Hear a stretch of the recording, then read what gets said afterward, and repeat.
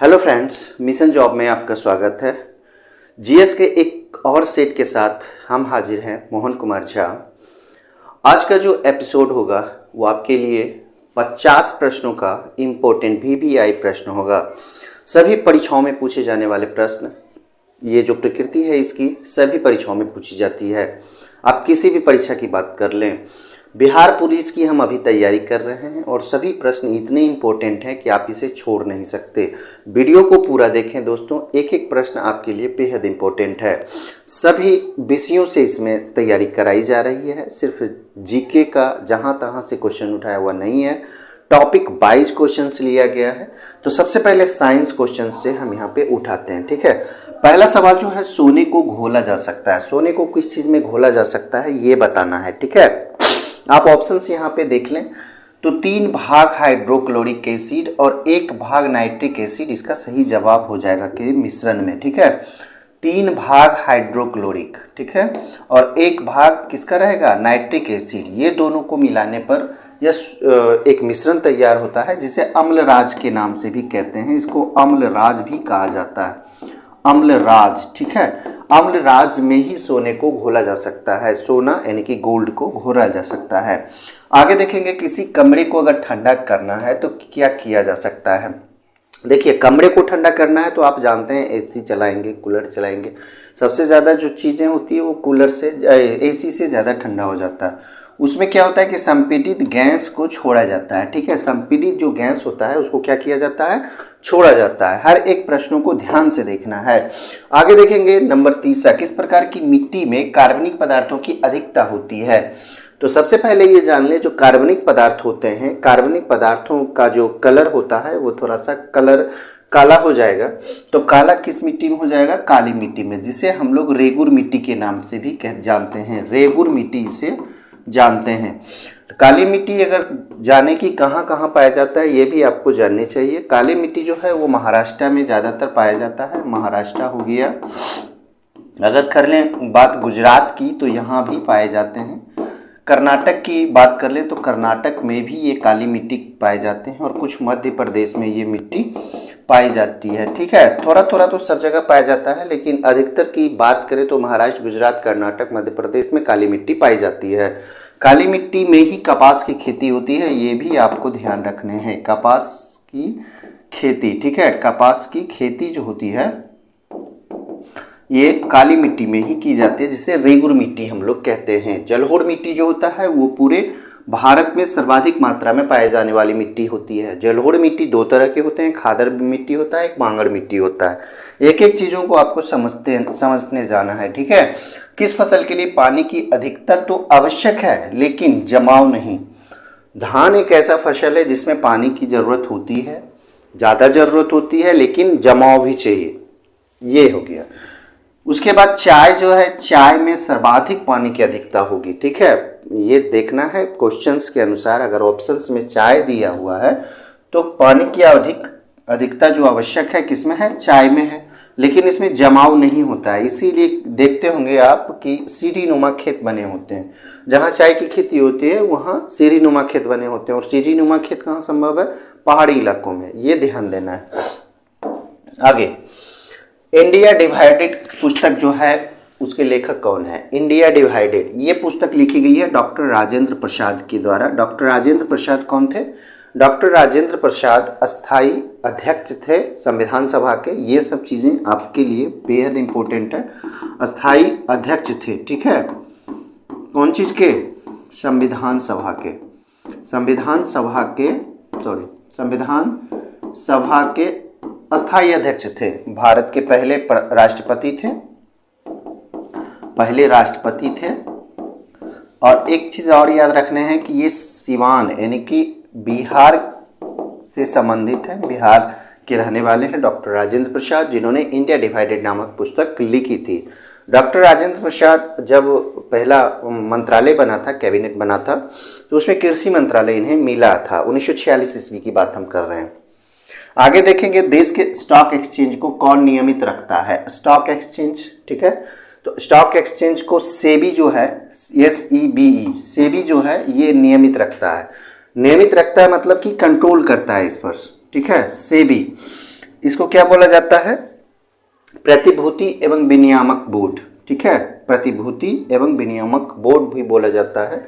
इसे हम लिख देते हैं, प्रतिभूति एवं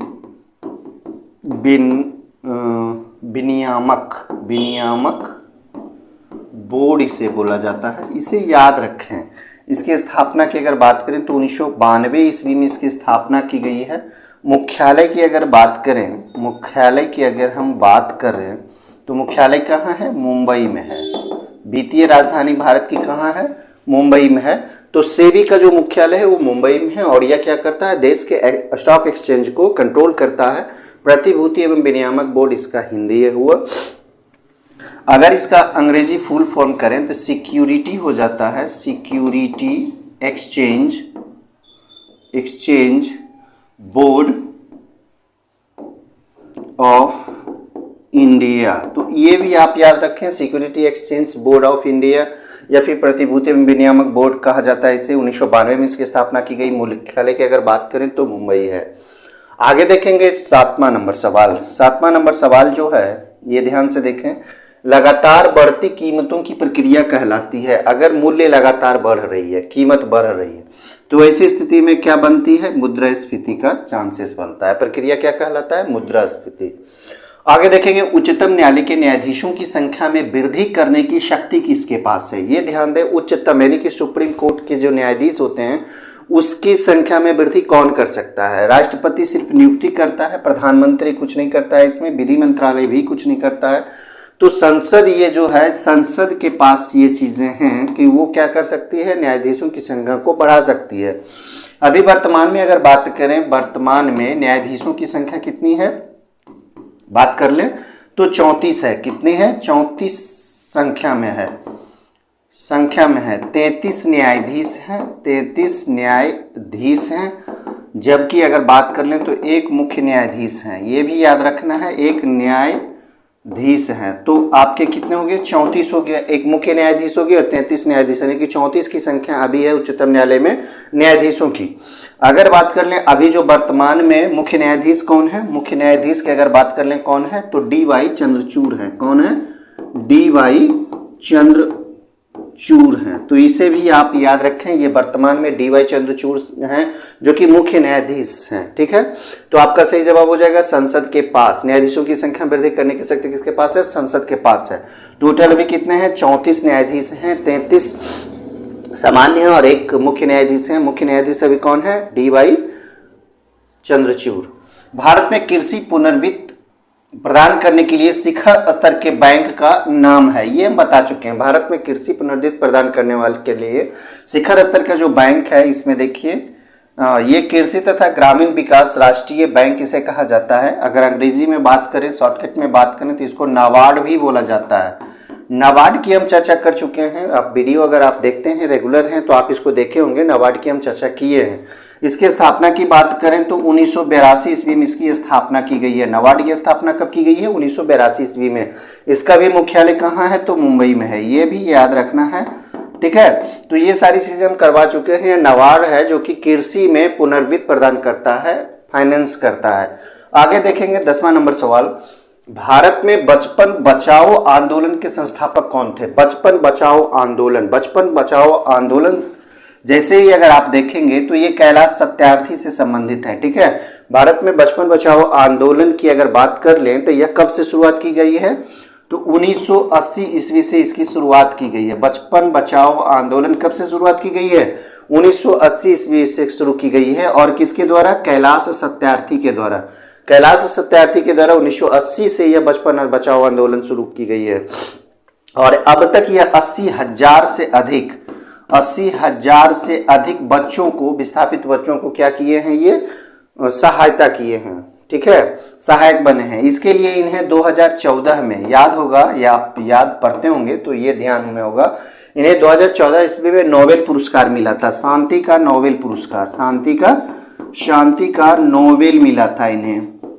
किनके साथ? मलाला यूसुफजई के साथ। याद भी रखना है, जो पाकिस्तान की है, मलाला यूसुफजई और कैलाश सत्यार्थी, दोनों को शांति का नोबेल पुरस्कार मिला था 2014 ईस्वी में। ठीक है, इसे याद रखना। बचपन बचाओ आंदोलन किससे संबंधित है? कैलाश सत्यार्थी से। और कब से यह शुरुआत की है? 1980 से आंदोलन शुरू किए हैं और 80,000 से ऊपर के बच्चों को, विस्थापित बच्चों को यह अपना चुके हैं और उन्हें सहायता दे चुके हैं। 2014 ईस्वी में शांति का नोबेल पुरस्कार इन्हें दिया गया था। किनके साथ दिया गया था? तो मलाला यूसुफजई, जो कि पाकिस्तान की रहने वाली थी, सबसे कम उम्र की नोबेल पुरस्कार विजेता है, उनके साथ इन्हें नोबेल पुरस्कार दिया गया था। अब आगे देखेंगे 11 नंबर सवाल। नेत्र से दूर की वस्तु साफ ना दे सकने वाले, यानी कि जिसे हम लोग मायोपिया के नाम से कहते हैं। मायोपिया एक रोग है जो कि आंख से संबंधित रोग है। कैसे सुधारा जा सकता है, यहां ध्यान देना है। देखिए, नेत्र से दूर की वस्तु अगर हम साफ नहीं दिखते हैं तो इसका मतलब है कि हमें निकट दृष्टि दोष है। निकट दृष्टि दोष है, और जब निकट दृष्टि दोष है तो किस लेंस से इसे सुधारा जा सकता है? अगर मायोपिया है, निकट दृष्टि दोष को ही मायोपिया कहते हैं, अगर ये प्रॉब्लम्स हैं आंख में तो अवतल लेंस हो जाएगा। इसका सही जवाब हो जाएगा अवतल लेंस। 12 निम्नलिखित में से कौन सा हार्मोन स्तन ग्रंथियों से दुग्ध का स्राव होने में भूमिका निभाता है? स्तन ग्रंथियों से वह हार्मोन निकलता है, हार्मोन के निकलने से ही दुग्ध का स्रवण होता है। तो वो कौन सा है? तो ये कहलाता है ऑक्सीटोसिन नामक हार्मोन। ऑक्सीटोसिन नामक हार्मोन का क्या काम है, क्या भूमिका है? यह स्तन से दूध को स्रवित करने में मदद करता है। तो इसका सही जवाब ऑक्सीटोसिन हो जाएगा। आगे देखेंगे 13 नंबर। ध्वनि के किस गुण के कारण यह कान को धीमी अथवा तेज सुनाई देती है? तो इसमें अगर आप देख लें गुणता, प्रबलता, तारत्व, तो ये इसका सही जवाब हो जाएगा तारत्व के। ये गुण है तारत्व, जिसके कारण कानों को धीमा या अधिक आवाज में सुनाई पड़ता है। प्रकाश संश्लेषण किस प्रकार की अभिक्रिया है? देखिए, ये जो संश्लेषण है, प्रकाश संश्लेषण जो है, इसमें ऊष्मा का शोषण किया जाता है। ऊष्मा का क्या किया जाता है? शोषण किया जाता है। शोषण कहने का मतलब है लिया जाता है, ठीक है। इसको जरूरत है, इस अभिक्रिया में ऊष्मा का जरूरत है, कह सकते हैं जरूरत है, जरूरी है। तो वैसी स्थिति में ये हो जाएगा ऊष्मा शोषी अभिक्रिया, ठीक है, ऊष्मा शोषी अभिक्रिया। तो यहाँ ये ध्यान देना है, ऊष्मा शोषी अभिक्रिया, ये भी वही चीज है। तो दोनों एक ही आंसर हो जाएगा। प्रकाश संश्लेषण किस प्रकार की अभिक्रिया है? ऊष्मा शोषी अभिक्रिया है। आगे देखेंगे 15। ऑटोमोबाइल के हाइड्रोलिक ब्रेक के कार्य करने का सिद्धांत, अगर ब्रेक आ जाए, हाइड्रोलिक ब्रेक आ जाए, तो ऐसी स्थिति में आप सीधे आंसर का जवाब दे सकते हैं। पास्कल का नियम जो होता है वो हाइड्रोलिक ब्रेक के आधार पे होता है। केंद्र की नई शिक्षा नीति, जिसे हम लोग NEP कहते हैं, ठीक है, प्री प्राइमरी स्तर पर लागू करने वाला पहला राज्य, देश का पहला राज्य बताना है। तो NEP कब लागू किया गया था? 2020 में इसे लाया गया था। भारत केंद्र सरकार इसे लाया था। NEP न्यू एजुकेशन पॉलिसी से कह सकते हैं, न्यू एजुकेशन पॉलिसी 2020, ठीक है, न्यू एजुकेशन पॉलिसी 2020 लाया गया था। और इसे सबसे पहले प्राइमरी स्तर पर लागू करने का जो श्रेय है ये है उत्तराखंड को। ये सबसे पहला राज्य है जो कि प्री प्राइमरी स्तर पर इसे लागू किया था, ठीक है। तो न्यू एजुकेशन पॉलिसी 2020 का क्या आधार है? ये है 5+3+3+4, ये आधार है, ये ही है न्यू एजुकेशन पॉलिसी जिसे अपनाना है 5-3-3-4। आगे देखेंगे सिराजुद्दौला के बाद बंगाल की गद्दी पर कौन बैठा था? बंगाल की गद्दी यानी कि बंगाल का नवाब कौन बना था? तो सबसे पहले जिस समय सिराजुद्दौला था, तो सिराजुद्दौला 1757 ईस्वी में आप सुने होंगे एक प्लासी का युद्ध हुआ था। प्लासी का युद्ध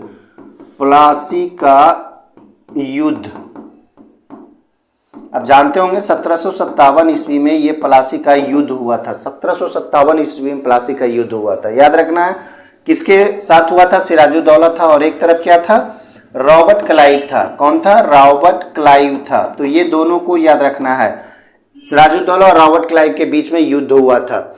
और सिराजुद्दौला का जो मंत्री था, कह सकते हैं सेनापति था, ये मीर जाफर था। कौन था? मीर जाफर था। और मीर जाफर ने क्या किया था? धोखा दिया था। धोखा दिया था किसको? सिराजुद्दौला को धोखा दिया था ये मीर जाफर ने, जिसके कारण सिराजुद्दौला की हार हुई थी। और सिराजुद्दौला के बाद कह रहा है कौन बैठा था बंगाल की गद्दी पर? तो अंग्रेजों ने मीर जाफर को ही बंगाल का नवाब बनाया था, क्योंकि इसने धोखा दिया था सिराजुद्दौला के साथ, ये रॉबर्ट क्लाइव के साथ मिल गया था, जिसके कारण सिराजुद्दौला की हार हुई थी और बंगाल का नवाब भी मीर जाफरी बना था। तो इसे याद रखना है, प्लासी का युद्ध 1757 ईस्वी। सर्वप्रथम चंद्रमा पर मानव को पहुंचाने वाला यान कौन था? तो सबसे पहला जो यान था, यहां ध्यान दें, अपोलो 11 था, ठीक है, जो कि अमेरिका के द्वारा छोड़ा गया था। और इसमें जो सबसे पहला चांद का जो यात्री था, जो सबसे पहले कदम रखा था, उनका नाम है नील आर्मस्ट्रॉन्ग, इन्हें बोला जाता है, ठीक है। तो इसे याद रखना है, अपोलो 11 ले गया था, सर्वप्रथम चंद्रमा पर सबसे पहला कदम रखा था नील आर्मस्ट्रॉन्ग। उसके बाद आगे देखेंगे, निम्नलिखित में से किस उद्योग को धूड़ी उद्योग, ध्यान देना है, धूड़ी उद्योग जरूर पूछेगा, उद्योगों का इसे आधार भी कहा जाता है। तो कौन सा उद्योग है? सूती है, लौह इस्पात है, कृषि है, या फिर उर्वरक उद्योग है। तो धूड़ी उद्योग या फिर इसे उद्योगों का आधार लौह इस्पात उद्योग को कहा जाता है, इसे याद रखना है। अगला 20 नंबर सवाल देखें, glimpses of bird history. Glimpses of bird history पुस्तक के लेखक को जरूर आप याद रखें, ठीक है। ग्लिम्पसेस ऑफ वर्ल्ड हिस्ट्री ये लगभग लिखा गया है किनके द्वारा? महात्मा गांधी, रविंद्रनाथ टैगोर, जवाहरलाल नेहरू, मुल्क राज आनंद। तो ये जवाहरलाल नेहरू के द्वारा लिखा गया पुस्तक है, ग्लिम्पसेस ऑफ वर्ल्ड हिस्ट्री, ठीक है। इसे कह सकते हैं विश्व इतिहास की झलक। विश्व इतिहास की झलक अगर हिंदी करें तो जवाहरलाल नेहरू के द्वारा ये पुस्तक लिखी गई है। तो मॉडर्न हिस्ट्री में जितने भी पत्र पत्रिकाएं हैं, पुस्तकें हैं, उनके लेखक को आप जरूर याद रखें, ये बेहद इंपॉर्टेंट है, ये पूछे जाते हैं, अक्सर सवालों में पूछ लिए जाते हैं, अक्सर परीक्षाओं में पूछे जाते हैं। रंगास्वामी कप किस खेल में दिया जाता है? तो रंगास्वामी कप की अगर हम चर्चा करेंगे तो यह संबंधित है हॉकी से, ठीक है। रंगास्वामी कप किस खेल से संबंधित है? हॉकी से संबंधित है। और यह भारत में कब से दिया जाता है? 1928 ईस्वी से यह रंगास्वामी कप खेला जाता है, प्रतियोगिता है एक प्रकार का, और यह हॉकी से संबंधित है। आगे देखेंगे, पालघाट दर्रा निम्न में से किन दो राज्यों को जोड़ता है? पालघाट दर्रा, तो पालघाट दर्रा ये दक्षिण का है और यह केरल और तमिलनाडु राज्य को एक दूसरे को जोड़ता है। पालघाट दर्रा जो होता है वो पर्वतीय इलाका में पाया जाता है और दो पर्वतों के बीच का जो रास्ता होता है उसे दर्रे के नाम से हम लोग जानते हैं। और पालघाट दर्रा जो होता है वो केरल और तमिलनाडु को जोड़ता है। सर्वाधिक दर्रे की अगर हम बात करें तो ये कश्मीर में मिलता है, लद्दाख और कश्मीर में मिलता है, और उसी तरह से उत्तराखंड में दर्रे हैं। और भी आगे चलेंगे तो उधर पर्वतीय इलाका जितने होते हैं वो दर्रे होते हैं। मौलिक अधिकारों का हनन होने पर कहाँ अपील की जा सकती है? देखिए, मौलिक अधिकार जो होते हैं वो कितने प्रकार के होते हैं? 6 प्रकार के। मौलिक अधिकार कितने प्रकार के होते हैं? तो 6 प्रकार के मौलिक अधिकार होते हैं। 6 प्रकार में से छठा जो मौलिक अधिकार होता है वो 32 नंबर पर है, जिसे हम लोग अनुच्छेद 32 के नाम से जानते हैं। अनुच्छेद 32 में यह वर्णित है संवैधानिक उपचार, ठीक है। तो इसमें यह वर्णित है कि हम अपील कर सकते हैं अगर हमारा मौलिक अधिकार को छीनने का प्रयास किया जा रहा है, दबाने का प्रयास किया जा रहा है, समाप्त करने का प्रयास किया जा रहा है, तो वैसी स्थिति में हम क्या कर सकते हैं? अपील कर सकते हैं। कहाँ अपील कर सकते हैं? तो यह उच्च या फिर सर्वोच्च न्यायालय में अपील कर सकते हैं, ठीक है। हाई कोर्ट या सुप्रीम कोर्ट। हाई कोर्ट जो उच्च न्यायालय होता है वो राज्य में होता है, स्टेट में होता है, हर स्टेट में है।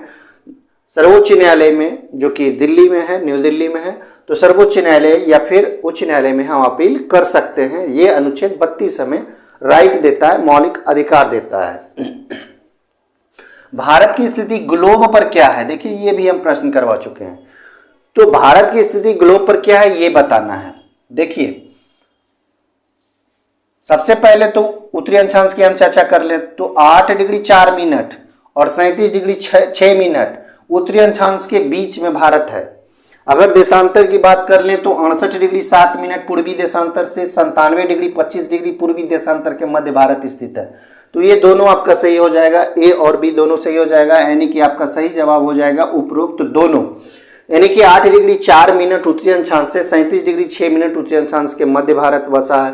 अगर देशांतर की बात कर लें तो 68 डिग्री 6 मिनट पूर्वी देशांतर से 97 डिग्री 25 मिनट पूर्वी देशांतर के मध्य भारत की स्थिति है। कहाँ? ग्लोब पर। तो एक एक चीजों को आपको याद रखने हैं, ये तो बेहद इंपॉर्टेंट है। संविधान सभा के अस्थायी अध्यक्ष की यहाँ पे देखिए चर्चा की गई है। तो संविधान सभा का गठन जो हुआ था 1946 ईस्वी में हुआ था। गठन की अगर हम चर्चा करें, संविधान सभा के गठन की चर्चा करें तो यह कब हुआ था? 1946 ईस्वी में हुआ था। प्रथम अगर बैठक की बात कर ले, प्रथम बैठक की अगर हम बात करें, संविधान सभा की जो प्रथम बैठक हुई थी वो 9 दिसंबर को हुई थी। कब हुआ था? 9 दिसंबर को हुआ था, 1946 ईस्वी को हुआ था। इसे भी याद रखना है। और इसके अस्थायी अध्यक्ष जो थे, अस्थायी अध्यक्ष, इसकी जो अस्थायी यानी कि इसी बैठक का सिर्फ वो अध्यक्षता किए थे, अस्थायी अध्यक्ष, वो किन्हें बनाया गया था? सच्चिदानंद सिन्हा को बनाया गया था। सच्चिदानंद सिन्हा को बनाया गया था, ये याद रखने हैं। अस्थायी अध्यक्ष सच्चिदानंद सिन्हा को उनके उम्र के आधार पर बनाया गया था, अधिकता के कारण अस्थायी अध्यक्ष चुना गया था। 9 दिसंबर को जो पहली बैठक हुई थी, और दूसरा बैठक जो हुआ था वो 11 दिसंबर को हुआ था। दूसरा बैठक 11 दिसंबर 1946 ईस्वी को हुआ था, द्वितीय बैठक, ठीक है, 11 दिसंबर 1946। इसमें चुना गया था किनको? तो ये चुना गया था डॉक्टर राजेंद्र प्रसाद को, जो अस्थायी अध्यक्ष बन गए, जो हमेशा रहे, जब तक संविधान कायम रहा, जब तक बना नहीं तब तक डॉक्टर राजेंद्र प्रसाद अस्थायी अध्यक्ष बने रहे। अगर सच्चिदानंद सिन्हा की बात करें तो हम यहाँ पे बता चुके हैं, और अस्थायी अध्यक्ष थे। भीमराव अंबेडकर की बात करें तो ये प्रारूप समिति के अध्यक्ष थे। प्रारूप समिति जो बना था उसके ये अध्यक्ष थे भीमराव अंबेडकर। जबकि पंडित जवाहरलाल नेहरू की अगर हम बात करें तो ये संघीय समिति के अध्यक्ष थे पंडित जवाहरलाल नेहरू। एक एक चीजों को आप समझें। गठन हुआ था 1946 में, संविधान सभा की बात कर रहे हैं। प्रथम जो बैठक हुई थी 9 दिसंबर 1946 का, और इसमें अस्थायी अध्यक्षता किए थे सच्चिदानंद सिन्हा। द्वितीय बैठक हुआ था 11 दिसंबर 1946 में, इसकी जो अध्यक्षता किए थे डॉक्टर राजेंद्र प्रसाद, और इन्हें अस्थायी अध्यक्ष के रूप में चुना गया था 11 दिसंबर को। उसके बाद अगर बात करें ये भीमराव अंबेडकर जो कि प्रारूप समिति के अध्यक्ष थे, पंडित जवाहरलाल नेहरू ये संघीय समिति के अध्यक्ष थे। संविधान सभा की हम चर्चा कर रहे हैं। निम्न में किस राज्य में प्रत्यावर्ती मानसून का अधिक प्रभाव होता है? प्रत्यावर्ती मानसून या इसे रिट्रीटिंग मानसून भी कहा जाता है, और यह संबंधित है तमिलनाडु में, ठीक है। प्रत्यावर्ती मानसून का अधिक प्रभाव कहां पड़ता है? तमिलनाडु में, और यह पड़ता है अक्टूबर से दिसंबर, जो कि ठंडा ही होता है, ठंडा मौसम होता है, कह सकते हैं इसे जाड़े के मौसम कह सकते हैं। जाड़े के मौसम में बरसात होना, ठीक है। तो ये कहाँ संबंधित है? तमिलनाडु से संबंधित है। अक्टूबर से दिसंबर माह में यहाँ वर्षा होती है, अधिक प्रभाव यहाँ होता है उस समय प्रत्यावर्ती मानसून का। इसे रिट्रीटिंग मानसून भी कहा जाता है।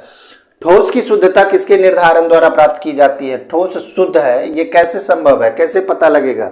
तो ये पता लगेगा गलनांक बिंदु से। गलनांक बिंदु से यह पता चलता है कि ठोस की शुद्धता कैसी है। आगे देखिए, जब बर्फ पिघलती है तो इसका आयतन बढ़ता है, आयतन घटता है, द्रव्यमान बढ़ता है, द्रव्यमान घटता है। तो इसमें देखें, जब बर्फ अगर पिघलता है तो द्रव्यमान तो जस के तस रहता है, लेकिन अगर आप बात करें तो आयतन जो होता है वो कम जाता है, यानी कि आयतन घटता है। इसका सही जवाब हो जाएगा, बर्फ पिघलती है तो आयतन क्या हो जाता है? घटता है। कहने का मतलब है कि ये बर्फ इतना है और जब ये पिघलेगा तो इतना होगा, कहने का यही मतलब हुआ। पहाड़ों पर पानी निम्नलिखित तापमान पर उबलने लगता है। देखिए, नीचे और ऊपर दोनों में बहुत अंतर होता है। जब नीचे में होते हैं हम लोग, जैसे समतल यहाँ मैदानी इलाके में है, तो कह सकते हैं कि नॉर्मल है, वायु दाब जो होता है नॉर्मल होता है, सामान्य स्थिति में होता है। लेकिन पहाड़ पर जब हम लोग जाते हैं तो वहाँ क्या होता है? वायु दाब कमता है। वायु दाब क्या हो जाता है? कमता है। तो वैसी स्थिति में 100 डिग्री से भी कम अगर पानी होगा तो वो खौलने लग जाएगा, ठीक है। तो वो क्या हो जाएगा? खौलने लग जाएगा। जबकि यहाँ क्या है? नॉर्मल की स्थिति है, 100 डिग्री सेंटीग्रेड पर पानी खौलता है, लेकिन वहाँ क्या हो जाएगा? 100 से पहले खौलने लगेगा। आगे देखिए, हवाई जहाज में फाउंटेन पेन जो होता है, यानी कि स्याही जो होता है फाउंटेन पेन का, वो बाहर निकलने लगता है। ऐसा क्यों होता है? ऊंचाई बढ़ने से वायु दाब में कमी हो जाती है। देखिए, यहाँ ये ध्यान देना है, वायु दाब में क्या हो जाती है? कमी हो जाती है। जैसे ही ऊंचाई बढ़ेगी तो वायु दाब क्या होगा? कमेगा। वैसी स्थिति में फाउंटेन पेन से स्याही क्या हो जाएगी? बाहर निकल जाएगी, क्योंकि दाब के कारण ही वह क्या होता है? सही होता है। लेकिन जैसे ही दाब में कमी होगी तो क्या हो जाएगा? स्याही बाहर निकलने लगता है। आगे देखें, कौन सी वायु वायु को प्रदूषित नहीं करती है, कौन सी ऐसी गैस है जो वायु को प्रदूषित नहीं करती है। नीचे से हम लोग चलेंगे, सल्फर डाइऑक्साइड ये तो प्रदूषित करती है, नाइट्रोजन डाइऑक्साइड ये भी प्रदूषित करती है, कार्बन मोनोऑक्साइड ये भी प्रदूषित करती है, भयंकर सब प्रदूषित करने वाली गैसें हैं। लेकिन कार्बन डाइऑक्साइड जो होता है ये प्रदूषित गैस नहीं है, ये प्रदूषित नहीं करती है वायु को, क्योंकि यह तापमान को क्या करता है, गर्म करता है। कार्बन डाइऑक्साइड तापमान को गर्म करता है, इसे बुझाने वाली गैस भी कहते हैं हम लोग, शुष्क बर्फ भी इसे कहा जाता है कार्बन डाइऑक्साइड को। और यह तापमान को बहुत हद तक गर्म करता है, लेकिन वायु को प्रदूषित नहीं करता है। चलिए आगे देखें, निम्नलिखित में किस पदार्थ को लगाने पर रक्त का जो बहना होता है वो रुक जाता है। कहने का मतलब है रक्त अगर बह रहा है हाथ कट जाने पर, पैर कट जाने पर, तो इस स्थिति में उस चीज़ों को लगा देते हैं तो रक्त का बहना रुक जाता है। तो ये होता है फेरिक क्लोराइड के कारण, फेरिक क्लोराइड के कारण ऐसा होता है, क्योंकि इसमें जो होता है फेरिक क्लोराइड ये क्या करता है, ये रक्त को बहने से रोक देता है। तो इसका सही जवाब फेरिक क्लोराइड हो जाएगा। आगे देखें 33 नंबर, निम्नलिखित में कौन भारतीय राष्ट्रीय कांग्रेस के अध्यक्ष कभी नहीं बने। तो एक एक करके हम लोग देख लेंगे सबको, ठीक है। बदरुद्दीन तैयब जी ये 1887 ईस्वी में बने थे और ये पहले मुस्लिम अध्यक्ष थे, ये भी याद रखना है। पहले मुस्लिम अध्यक्ष बने थे बदरुद्दीन तैयब जी 1887 ईस्वी में, इसको याद रखने हैं। बाल गंगाधर तिलक की बात करें तो बाल गंगाधर तिलक कभी नहीं बने हैं राष्ट्रीय कांग्रेस के अध्यक्ष, कभी नहीं बने हैं।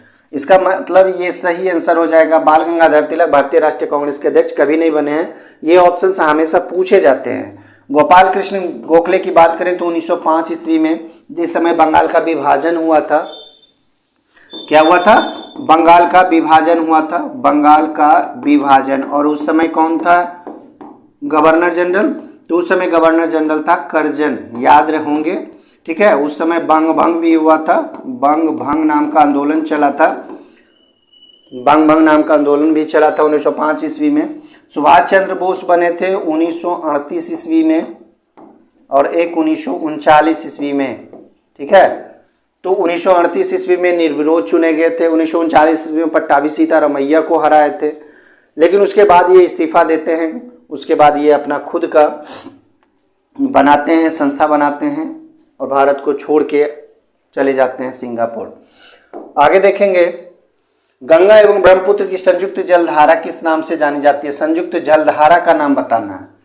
तो यह कहलाता है मेघना, और यह कहाँ बनता है, बांग्लादेश में। यह कहाँ बनता है, बांग्लादेश में यह बनता है। मेघना कहाँ बनता है, बांग्लादेश में बनता है। जहाँ गंगा एवं ब्रह्मपुत्र की जो नदी होती है वो इस तरह से बनते हुए बांग्लादेश में क्या कहला जाती है, वो मेघना के नाम से जानी जाती है। मेघना नदी, गंगा और ब्रह्मपुत्र दोनों संयुक्त हो जाती है और बांग्लादेश में जाके मेघना बन जाती है। आगे देखें 35 नंबर, भारत का सबसे ऊंचा जलप्रपात पूछ रहा है, सबसे ऊंचा जलप्रपात।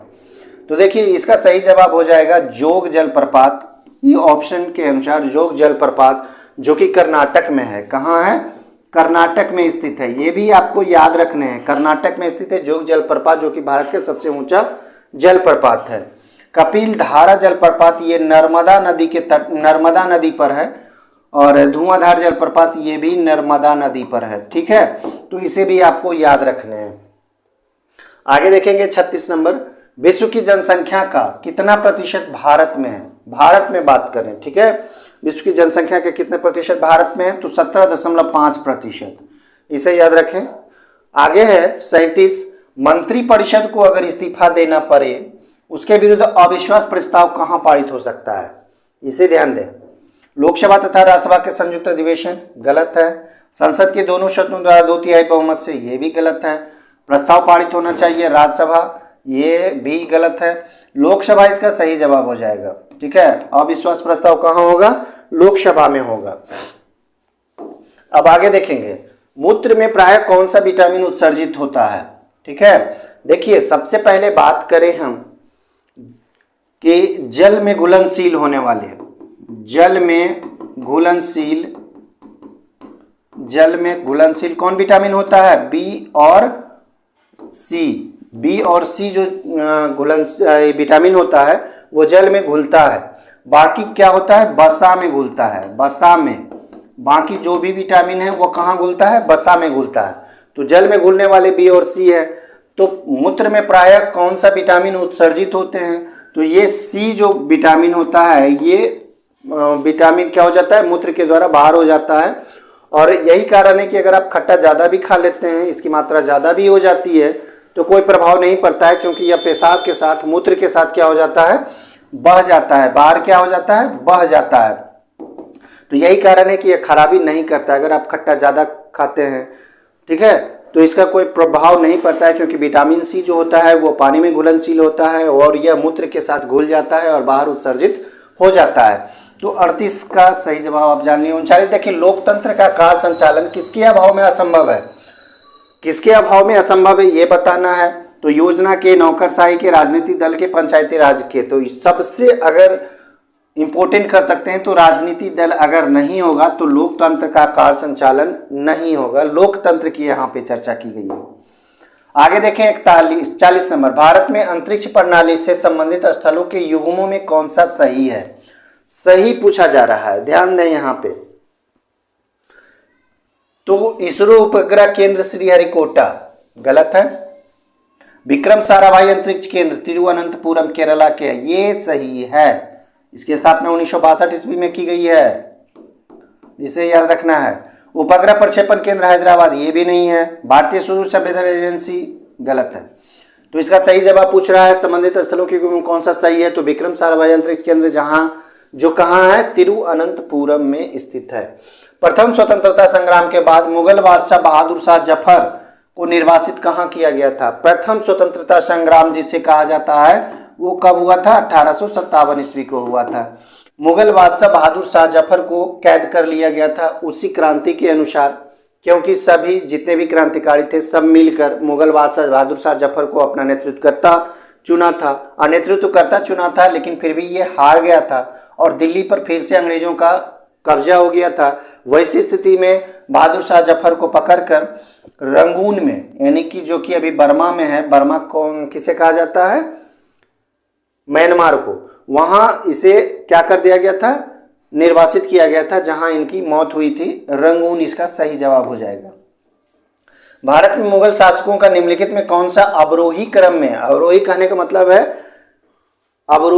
मतलब है क्या है, घटते क्रम में, यानी कि सबसे पहले उसके बाद। तो इसमें ध्यान दें, अकबर तो नहीं होगा पहले, जब भी होगा तो हुमायूं होगा, अकबर कभी नहीं होगा, हुमायूं होगा। तो हुमायूं यहाँ भी है, हुमायूं यहाँ भी है। हुमायूं के बाद अगर बात चर्चा कर लें तो हुमायूं का पुत्र कौन था, अकबर था। जहांगीर नहीं होगा, अकबर होगा। तो यहाँ पकड़ा गया, 3 गलत है अगर, तो ये सही हो जाएगा।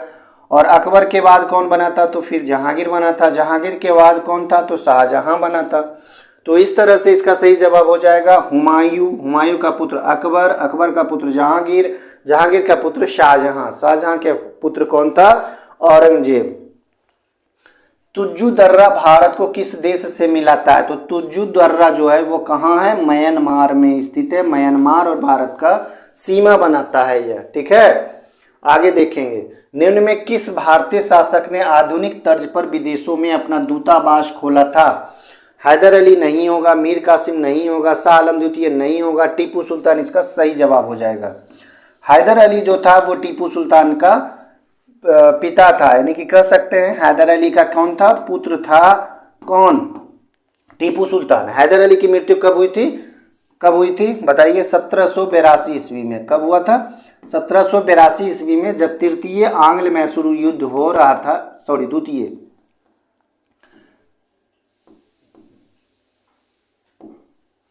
द्वितीय आंग्ल मैसूर युद्ध हो रहा था, ठीक है, मैसूर युद्ध। तो उसी युद्ध के दौरान क्या हुआ था, 1782 ईस्वी में हैदर अली की मृत्यु हुई थी, ठीक है। और मंगलौर की संधि भी हुआ था, मंगलौर की संधि, जिसके कारण इस युद्ध को क्या किया गया था, बंद किया गया था हैदर अली के द्वारा। मीर कासिम कौन था, ये बंगाल का नवाब था। शाह आलम द्वितीय कौन था, ये अवध का नवाब था। टीपू सुल्तान क्या किया था, विदेशों में अपना दूतावास किया था। और टीपू सुल्तान की मृत्यु कब होती है, ये भी आप याद रखें, चौथा जो आंग्ल मैसूर युद्ध हुआ था ये 1799 ईस्वी में हुआ था और इसी में टीपू सुल्तान की क्या हुई थी, मृत्यु हुई थी। टीपू सुल्तान की क्या हुई थी, मृत्यु हुई थी, इसे याद रखना है, 1799 ईस्वी। आजाद हिंद फौज जिसे INA बोला जाता है, ठीक है, पर ऐतिहासिक मुकदमा कहाँ चला था, कहाँ चला था, तो दिल्ली के लाल किले पर। इसका सही जवाब ए ही हो जाएगा, दिल्ली के लाल किले में आजाद हिंद फौज का मुकदमा चला था, ठीक है, ऐतिहासिक मुकदमा चला था। आगे देखेंगे 46 नंबर, शिवाजी ने मुगलों को अपना 3/4 राज्य किस संधि के द्वारा दिया गया था, इसे ध्यान से समझें। जिंजी, पुरंदर, पूना, चाकन, इसका सही जवाब हो जाएगा पुरंदर की संधि, जो कि 1665 ईस्वी में हुआ था। याद रखना है, पुरंदर की संधि कब हुआ था, 1665 ईस्वी में हुआ था। इसमें क्या हुआ था कि मुगल का जो सेनापति था, मुगलों का जो सेनापति था, मुगलों का सेनापति कौन था, जय सिंह था, जय सिंह था, जिसे जय सिंह प्रथम भी बोला जाता है, जय सिंह था, और शिवाजी के बीच में हुआ था, शिवाजी के मध्य हुआ था। मुगलों के सेनापति जय सिंह प्रथम और शिवाजी के बीच में यह संधि हुआ था, पुरंदर की संधि 1665 ईस्वी में, जिसमें यह 3/4 राज्य क्या कर दिया गया था, मुगलों को दिया गया था और पुरंदर को घेर लिया गया था इसके द्वारा। जय सेनापति जो था जय सिंह, ये क्या किया था, पुरंदर जो किला था वो चारों तरफ से घेर लिया गया था। आगे देखेंगे कृष्ण छिद्र, जिसे हम लोग ब्लैक होल के नाम से जानते हैं, यह सिद्धांत का प्रतिपादन किसने किया था, और इस ब्लैक होल के द्वारा भौतिकी का नोबेल पुरस्कार भी इन्हें दिया गया था, एस चंद्रशेखर के द्वारा, ठीक है। ब्लैक होल सिद्धांत का प्रतिपादन किसने किया था, एस चंद्रशेखर ने। आज का 48, धन निष्कासन के सिद्धांत को सर्वप्रथम किसने विरोध किया था, किसने विरोध किया था, धन निष्कासन के सिद्धांत का सर्वप्रथम किसने विरोध किया था।